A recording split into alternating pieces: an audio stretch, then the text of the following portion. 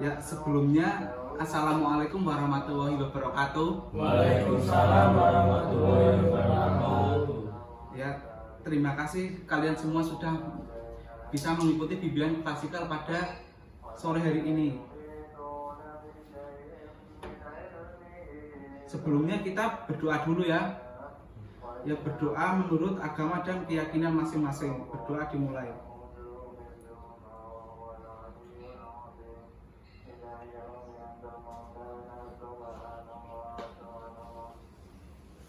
Ya, sekarang apakah kalian sudah mengenal saya? Belum. Ya, belum. Sekarang kita perkenalan dulu ya.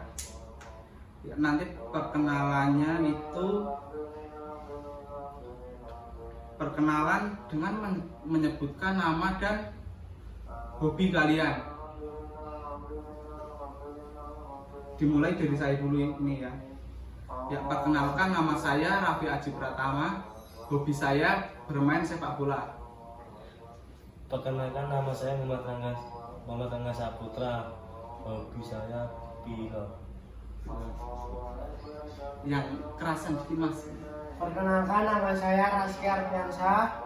Hobi saya bermain futsal. Perkenalkan, nama saya Wisasa Gustaf. Hobi saya mancing. Perkenalkan, nama saya Latif. Hobi saya bermain futsal. Kenalkan, nama saya Jundang Saputra. Hobi saya bermain sepeda. Perkenalkan, nama saya Abdul Nadra Rizwan. Hobi saya bermain bola. Perkenalkan, nama saya Tunggal Jawa Jadi. Hobi saya badminton. Perkenalkan, nama saya Muhammad Notron juga. Hobi saya basket. Main basket. Ya, ini sudah terkenal semua ya. Iya. Kamu tahu gak ini siapa tadi? Habis. Habis Saputra. Lah, ini Raffi. hari ini, ayo. Kabil. Ya, Kabil ya, sudah kenal semua ya. Di sini saya akan praktek tentang mengenai bimbingan kelompok. Apakah ada yang tahu bimbingan kelompok itu apa? Belum tahu ya. Ya, nanti saya jelaskan.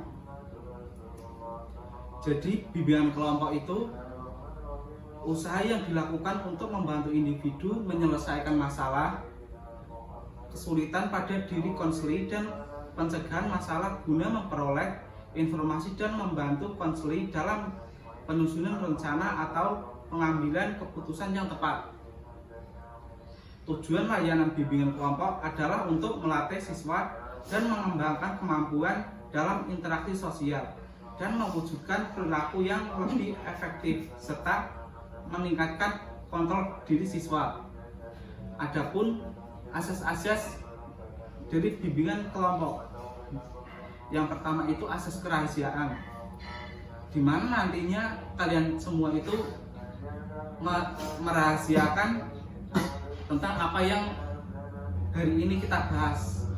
Yang kedua itu asas keterbukaan, di mana nantinya kalian harus terbuka dalam mengemukakan pendapat kalian.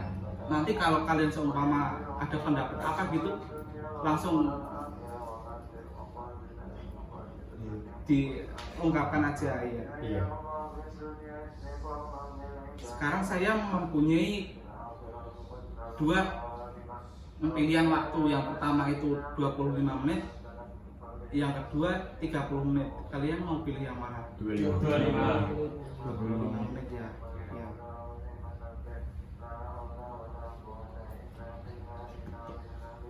Apakah kalian sudah siap untuk melanjutkan kegiatan hari ini? Siap. Ya, siap ya. Kalian tahu gak topik apa yang mau kita bahas? Belum tahu ya. Topik yang mau kita bahas itu cara mengatasi bullying. Adapun pengertian bullying itu segala bentuk penindasan atau kekerasan yang dilakukan secara sengaja oleh satu orang atau sekelompok orang yang lebih kuat. Tujuan dari bullying ini di sekolah atau di lingkungan masyarakat itu dalam sehari-hari kita, yaitu memakan jiwa Aksi bullying ini merugikan korban hingga mempengaruhi psikisnya. Fenomena bullying menyebabkan pelaku bertindakan semena-mena pada korban. Adapun jenis bullying yang ada di lingkungan sosial. Yang pertama itu perundingan fisik. Perundingan fisik adalah penindasan yang dilakukan dengan cara melibatkan fisik seperti melakukan tubuh seseorang yang dapat menyebabkan efek jangka pendek dan jangka panjang. Perundingan fisik mencakup yaitu memukul orang, terus mendorong orang gitu, terus menghancurkan barang orang lain.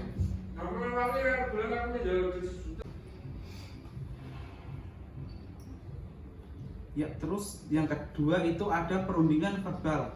Perundingan verbal adalah intimidasi yang melibatkan kata-kata baik secara tertulis atau terucap.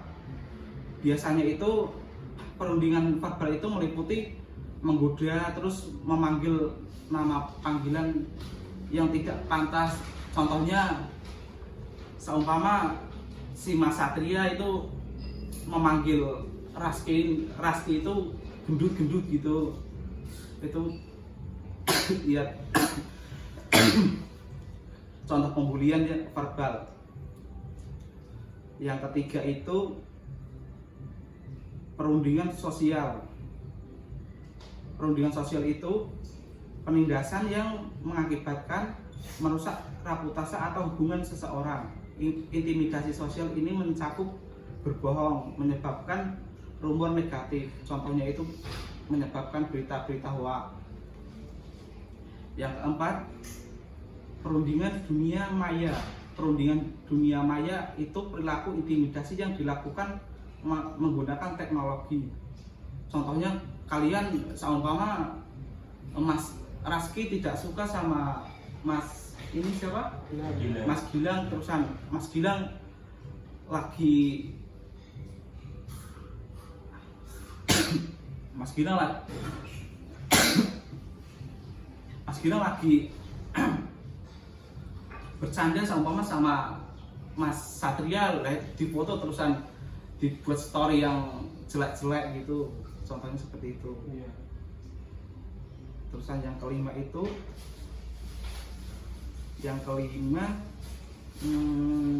perundingan seksual. Perundingan seksual itu tindakan yang berbahaya dan memalukan seseorang secara seksual. Intimidasi seksual ini termasuk pemanggilan nama seksual atau catcalling. Terus cara mengatasi bullying. Yang pertama itu memberikan dukungan pada korban. Solusi bullying yang harus dilakukan adalah memberikan dukungan pada korban bullying. Korban bullying biasanya merasakan ketakutan dan kecemasan berada di lingkungan di mana ia mengalami bullying. Oleh karena tujuan guru atau teman-teman peduli akan dapat membantu korban bullying merasa aman kembali. Jangan lupa untuk bekerjasama dengan orang tua. Ya, dan kedua, membuat peraturan yang tegas tentang bullying. Itu mengatasi orang yang melakukan bullying juga harus dilakukan sebagai langkah menghentikan tindakan atau sikap bullying. Selain korban, pelaku juga harus diberikan treatment supaya tidak terus terulang. Perlu bagi kita semua itu di sekolah atau di lingkungan sosial membuat peraturan yang ketat tentang bullying. Peraturan ini bisa dimulai dari level peraturan kelas hingga peraturan sekolah. Dengan demikian semua orang akan tahu konsekuensi yang dapat didapat ketika terjadi bullying. Yang ketiga itu memberikan teladan atau contoh yang baik.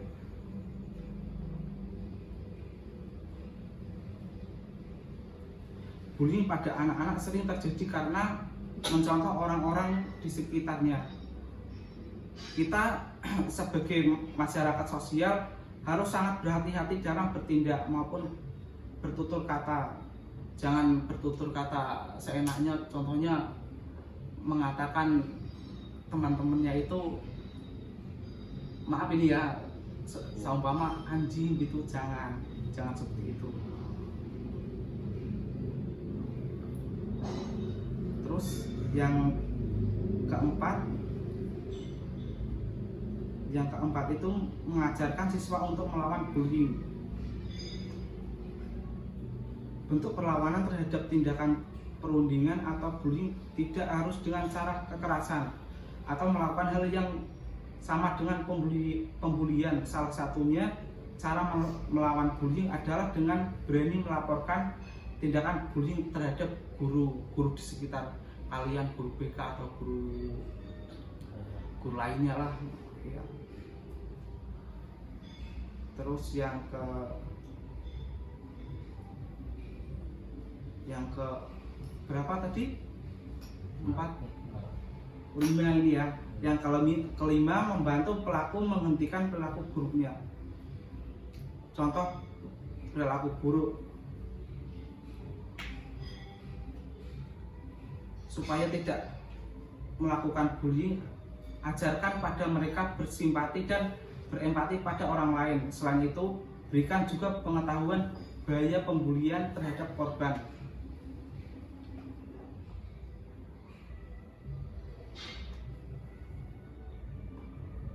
Terus yang terakhir ini ya, ada dampak-dampak negatif dari bullying. Yang pertama itu mengalami gangguan kesehatan mental. Bahkan dapat dampak yang lebih buruk, bisa terjadi seperti stres hingga depresi. Keinginan yang kedua itu keinginan untuk mengakhiri hidupnya. Dampak ini mungkin yang paling parah. Ketika sudah terkena secara psikis, maka akan sulit bagi korban bullying untuk melupakan masa lalu yang berkaitan dengan pengalaman buruknya. Ya, semisal Mas siapa ini? Mas Hafiz, semisal sering dibully terusan dia depresi, sangat depresi ketinggian, terusan Mas ini ya ingin dirinya bunuh diri. Yang ketiga, merasa tidak berharga sehingga berpengaruh pula pada kemampuan sosial, emosional, bahkan prestasinya di sekolah. Yang keempat, mengalami kesulitan dalam memahami jati diri serta sering mengalami kecemasan terhadap diri sendiri maupun masa depan. Yang kelima itu, mereka akan menarik diri dari kehidupan sosial karena takut seakan-akan kejadian serupa akan terjadi lagi.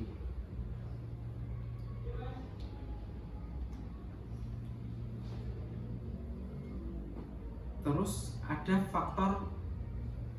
faktor yang mempengaruhi bullying. Yang pertama itu masalah pribadi. Salah satu pemicu seseorang melakukan bullying adalah punya masalah pribadi yang membuat enggak berdaya di hidupnya sendiri. Contohnya saja anak yang berasal dari keluarga yang bermasalah. Itu biasanya itu enggak semua anak dari keluarga yang bermasalah akan jadi pelaku bullying. Tetapi hal ini sering terjadi. Biasanya itu terjadi di dalam anak-anak. Yang kedua, pernah jadi korban bullying. Beberapa kasus menunjukkan kalau pelaku sebenarnya juga merupakan korban. Contohnya seperti anak yang merasa dibully oleh saudaranya di rumah, lalu ia membalas dengan cara membuli temannya di sekolah yang ia anggap lebih lemah. Contohnya itu, seumpama kamu pernah dibully, nah itu kamu melampiaskan amarah kamu yang dulu kamu dibully itu ke teman-teman kamu yang ada di sekolahan ya nggak tahu kamu lah. Yang ketiga itu rasa iri. Penyebab bullying selanjutnya adalah karena rasa iri pelaku pada korban. Rasa iri ini bisa muncul akibat korban punya hal yang sebenarnya istimewa dengan sang pelaku. Ya, apakah ada yang mau ditanyakan? Ya, kalau tidak ada, saya mau tanya kepada kalian. Apa definisi dari bullying? Ayo, Mas. Bullying itu segala bentuk penindasan dan kekerasan yang dilakukan secara sengaja oleh satu orang atau kelompok yang lebih kuat. Ya, tujuan dari bullying apa Mas? Dan ini untuk menyakiti orang lain dilakukan terus-menerus. Iya. Jadi tujuan dari bullying itu untuk menyakiti orang terus-menerus. Apa kalian pernah dibully? Pernah nggak? Iya. Pernah. Apa perasaan kamu perasaan kamu pada saat dibully? Ya sakit hati, Terus marah? marah. Iya, marah sekali ya. Terus faktor yang mempengaruhi bullying apa? Faktornya kayak Faktor-faktor yang mempengaruhi bullying itu yang pertama masalah pribadi. iya. Contohnya itu kayak latar belakang keluarga yang tidak baik-baik saja itu. Jadi membuat ngerasa ada masalah sendiri di hidupnya itu. Terus yang kedua itu dia itu pernah jadi korban bullying juga. Jadi seperti melampiaskan rasa kesalahan dulu itu untuk membuli orang lain. Iya. Yang ketiga itu ada rasa iri. Dia itu punya iri karena mungkin minder sama teman-teman atau apa, jadi dia membuli temannya itu. Iya. Kurang lebih seperti itu. Ya, terima kasih. Terus bagaimana cara kamu mengatasi bullying kalau kamu ibaratnya dibully ya? Bagaimana cara kamu mengatasinya? Ayo, siapa Satu, yang? Oh, iya. memberikan dukungan pada korban. Solusi bullying yang harus dilakukan adalah memberikan dukungan kepada korban bullying. Korban bullying biasanya merasakan ketakutan dan kecemasan berada di lingkungan di mana ia mengalami bullying. Oleh karena tunjukkan bahwa guru dan teman-temannya peduli akan dapat membantu korban bullying merasa aman kembali. Jangan lupa untuk bekerja sama dengan orang tua siswa sehingga korban bullying dapat hidup normal kembali. Yang kedua, membantu pelaku menghentikan perilaku buruknya. Bullying merupakan contoh perilaku buruk. Sebagai anak yang baik, kita wajib membantu pelaku bullying untuk menghentikan perilaku buruknya, apalagi mengucilkan mereka.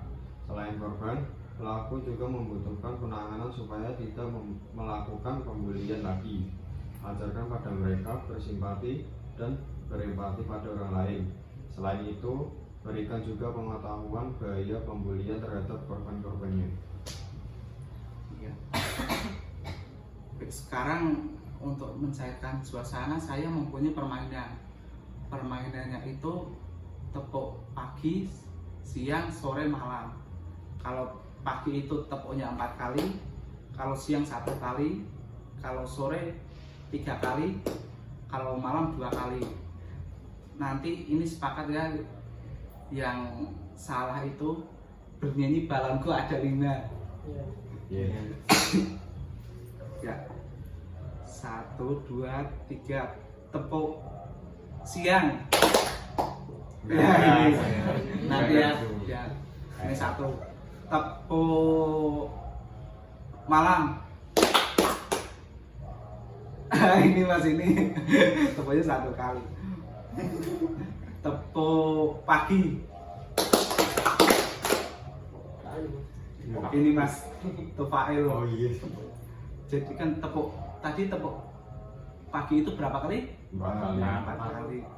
Jadi kamu sama Mas ini kena sanksi ya. Sanksinya bunyinya apa tadi? Kalau ada 5. Yuk 1, 2, 3. Kalau ada 5, berubah warnanya, merah kuning kelabu, merah muda dan biru. Terus balon hijau tua, hatiku sangat kacau. Ku tinggal 4, ku pegang peraturan.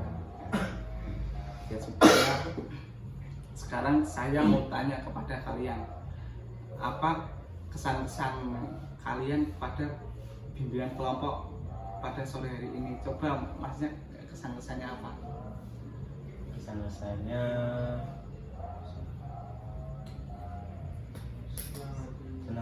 senang bisa berkumpul-kumpul Bisa belajar dengan teman-teman dan bapak. Iya. Terusan Masnya? senang bisa mengetahui korban bullying. Nah, senang bisa mengetahui korban bullying. Siapa? Betul Masnya, kesannya. Ya senang bisa dapat kenal sama teman Nah, juga ya terusan senang dapat ilmu gue. ilmu yang bermanfaat ya. Masnya, Senang bisa berkumpul bersama teman-teman, terus dan bisa mengetahui dampak bullying, terus cara mengatasi bullying ya. Masnya Senang bisa belajar bersama. senang bisa belajar bersama, terus udah ya Mas ya. Senang bisa belajar bersama teman-teman guru PPL, Ya, terus menambah wawasan bagi kita untuk bisa menghadapi cara cara mengatasi bullying. bullying ya Mas ya. Senang bisa menambah wawasan ilmu. Terus ya tadi permainannya asiknya Asik, ya, asik ya, senang asik. karena ada tuh. Iya. Terusan yang terakhir ini saya akan bertanya ke kalian mengenai kesimpulan dari cara mengatasi bullying tadi. Siapa yang mau menyimpulkan atau bisa dibantu lah? Ya. Kesimpulannya sih jangan suka membuli teman yang lebih lemah. Terus rangkul semua teman, jadikan teman, jangan suka milih-milih teman. Ya, semua teman. Karena kalau milih-milih teman itu nggak baik. Ya, Ya gitu aja. ya, baik, terima kasih. Apakah ada lagi? Mas, Mas. Gitu. Oh, ya. Jadi ini saya perjelas lagi. Jadi kesimpulan dari bullying itu tindakan yang disengaja yang mengakibatkan korbannya itu menjadi depresi. Terus tadi ada dampak-dampaknya, kalian tahu sendiri ya, dampak dari bullying itu apa, bullying itu apa saja. Ya, sekarang materi ini sudah kita bahas secara tuntas. Kalau kita mau bimbingan kelompok lagi, kapan kira-kira kalian mau? Yang minggu depan. Ya udah, ini waktunya juga sudah selesai ya. Tadi kesepakatannya 25 menit ya. Untuk mengakhiri kegiatan bimbingan kelompok pada sore hari ini, marilah kita berdoa bersama-sama menurut agama dan kepercayaan masing-masing. Berdoa dimulai.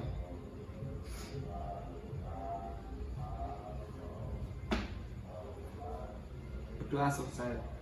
Baik, sekian dari saya, kurang lebihnya mohon maaf.